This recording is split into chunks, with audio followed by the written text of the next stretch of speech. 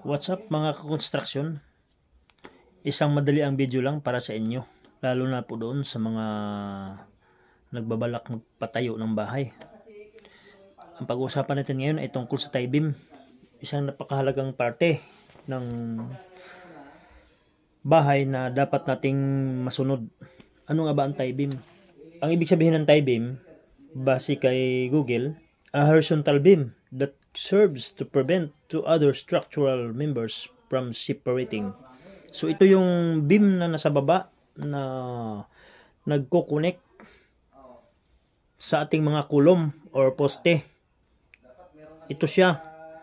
So ang magiging silbi nito sa illustration na ito ay ganito. Kung i-compare mo yung dalawang poste na may tie beam at saka wala, makikita nyo yung diferensya.